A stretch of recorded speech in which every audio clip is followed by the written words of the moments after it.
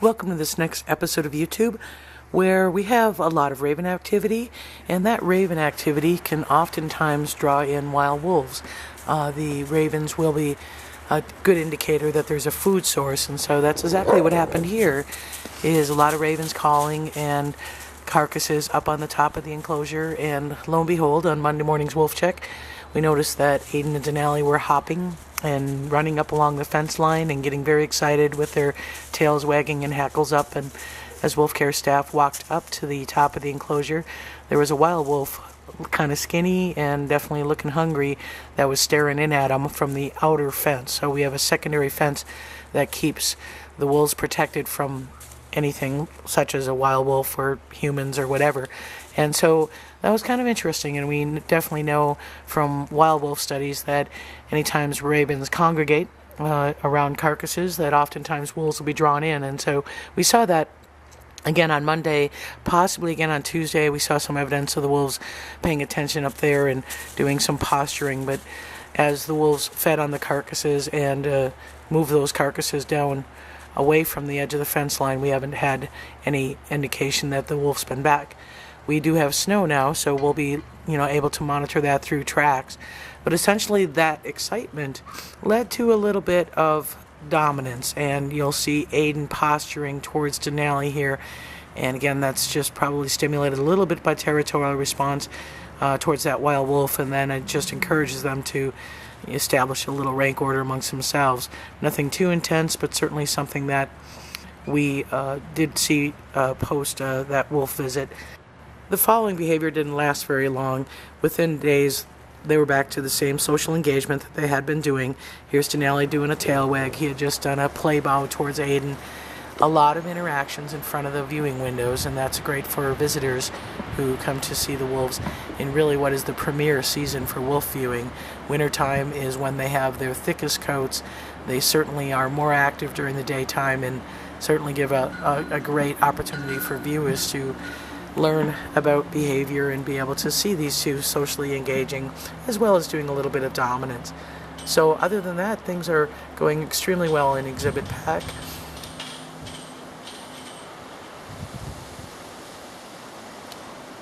And we also see Grizzer having some interest in that wolf. The wolf actually was behind his enclosure, so it was actually something that Grizzer would have experienced as well. He didn't necessarily get a good view because we do have wood visual barriers around his enclosure to kind of give him a little psychological security. But as he stands on top of the den, he is able to see over the fences, and I think that's one of the things that stimulates him to be on that den so frequently, is that ability to look over and see activity. And when Grizzer gets excited, he likes to investigate, and he'll do a little trot along the fence line here, and you can hear those ravens in the background. He's going to sniff kind of on the backside and try to pick up some scent, and then come on back to wolf care, do a little visit on the den. And again, you can hear the activity of the ravens, and those are pretty constant after we feed. Goes to a high vantage point, looks around over the exhibit pack, and just kind of takes it all in. Sight and sound, you can see his ears pick forward, keying in on the sounds that are going on. And as a normal wolf check, he's going to come down, follow the wolf care staff, and then show some excitement. And this is our favorite part of wolf care, is when Grizzer does the Grizzer 500 and kind of runs around. A couple days after, we've had a fresh coat of snow, and that always makes for a good backdrop for the exhibit and a great opportunity for photographs. So we'll just watch Grizzer as he's getting photographed, standing tall, and being very alert to the activities around his wolf exhibit.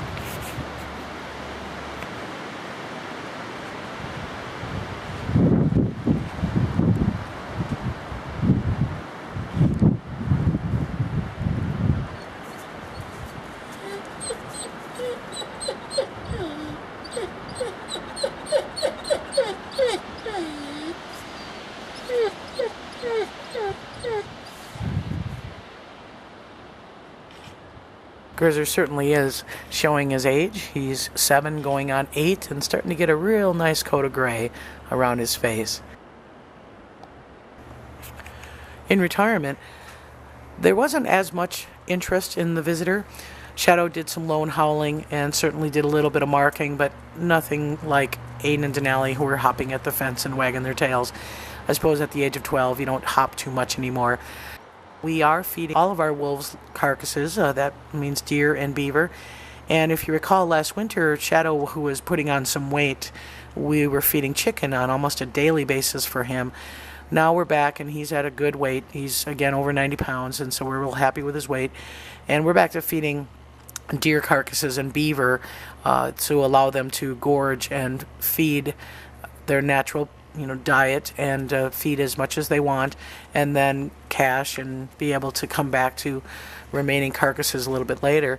So that's something that's a little bit different, and we didn't have last winter, meaning some carcasses laying around the exhibit that would have stimulated them to feed on. So as you see the exhibit, you'll see some of those bones lying around, and again, they're good stimulus, and for older teeth, they actually help clean up tartar. So one of the reasons why we're happy to be back to that kind of a pattern of feeding that we didn't have with the chicken. So in this clip, we had just picked up an old beaver, and when you pick up an animal that's kind of in the fresh dirt, and again, we haven't had a lot of cold temperatures, so some of the dirt is still pretty pliable. Whatever's under that beaver has a little bit of an odor, and so as we pick that up, we see Malik scent rolling on that, and certainly that leaves a little bit of dirt and draws Shadow's interest. So he comes over to posture a little bit because Malik's rolling over in a submissive posture that would encourage Shadow to be a little bit more dominant. With the recent snowfall, we have obviously a good opportunity to get some nice photography and a backdrop of these two individuals. The snow also brings with it some scents and certainly some opportunity for Shadow to do a RLU, raised leg urination here, followed by a scrape. And oftentimes the snow it's fresh, it's moist. We've got a lot of opportunities for scents to come in on that snow, and it gets him kind of excited. So even though they're 12, he does a whirl and a chase, and he definitely isn't acting like a 12-year-old. He's in really good physical condition. And obviously stops to sniff the wolf care staff, who had just hung a roadkill and had a little blood on the shoes. So this nice snow hanging on the trees makes for a great backdrop, and especially for these Arctic wolves, they certainly are in their prime. Their coat conditions are very thick, and we see a great view of what wolves are capable of, especially this subspecies. And here's Malik taking a sniff on the shoes. Otherwise, pretty calm. Very calm check, and certainly calm interactions between these two individuals. Nothing exciting, nothing to report. Very, very healthy for wolves going on 12 years of age. And again, identifying individual wolves, this is Malik. His eyes are a little more almond-shaped than Shadow. So we see that. Again, don't see the cowlick as much, but the other thing that we see is when Oscar is off-site, meaning he's on an overnight or he's visiting, these two will also watch at the gate for him when he comes out of the lab. And so that's what you're seeing is the Oscar waiting period. The other thing you notice there is Malik was sniffing Shadow's precaudal tail gland. And so a lot of times people often ask, what is that black spot? And that's what that is the precaudal tail gland.